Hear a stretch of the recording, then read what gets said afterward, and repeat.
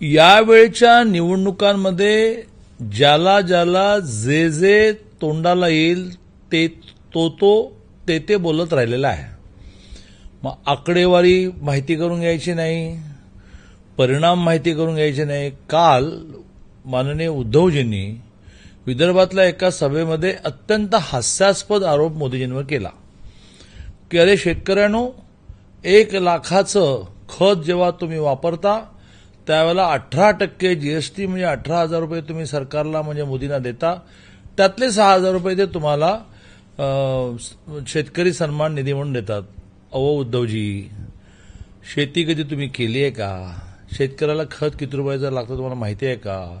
खतावर जीएसटी किती लागतो माहिती आहे का? खतावर जीएसटी 5% लागतो आणि तो डिस्ट्रीब्युटरवरून डायरेक्ट कन्झ्युमर म्हणजे शेतकऱ्यापर्यंत येताना इतका निग्लिजिबल राहतो. समजा 1 लाखाचं खत आहे, 5% लागला 5,000, तर 1 लाखाचं खत घेणारा शेतकऱ्याला शेवटी तो 300, 400, 500 इथपर्यंत खाली येतो. एक आणि सगळ्यात महत्वाचं म्हणजे शेतकरी सन्मान योजनेमध्ये ज्या शेतकऱ्याला वर्षाला 6,000 मिळतात, तो किमान जमीन ज्याची फार कमी जमीन आहे, गरीब आहे, शेतमजूर आहे, त्याला मिळतात. त्याला 1 लाखाचं खत बीत काही घ्यावं लागत नाही.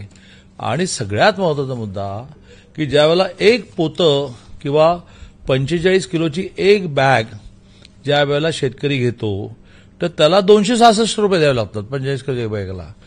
त्याच्या अगेन्स्ट केंद्र सरकारला कंपनीला अनुदान म्हणून 1,561 रुपये 91 पैसे म्हणजे 6 पट पैसे अनुदान म्हणून द्यावं लागतं. म्हणजे त्याचं खताचं पोतं जे आहे ते मुळात 266 आणि 1500 म्हणजे 1900 आहे, त्याला 266ला मिळतं. म्हणजे काय माहिती आहे नाही. 1 लाखाचं त्याला खत लागतं, 1 लाखाचं खत ज्याला लागतं म्हणजे केवढा मोठा शेतकरी, त्याला शेतकरी सन्मान योजनेमध्ये पैसे नाही मिळत माननीय उद्धवजी. आणि त्यामुळे काहीही बोलायचं, शेतकऱ्यांना आणि लोकांना भ्रमित करायचं, यातून काही साध्य होणार नाही.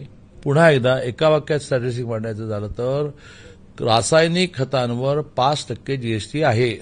त्याचा एंड युजर जो आहे म्हणजे शेतकरी, त्याला करत तो 5,000 रुपये 1 लाखाच्या अगेन्स्ट 100 रुपये 200 रुपये 300 रुपये मिळतो. कारण त्याचा बेनिफिट मधल्या सगळ्या माणसांना घेत पुढे जायचं असतं.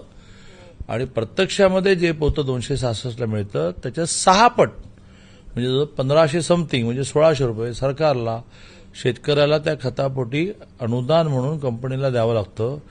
तर माननीय उद्धवजी, तुम्हीच तुमची पंचायत करून घेतली की ह्या निमित्ताने सगळे आकडे शेतकऱ्यांना अरे बापरे, माझं 300 रुपयाचं पोतं 1,800 रुपयाला घ्यावं लागलं असतं का? 1,500 देत आहे का अनुदान सरकार?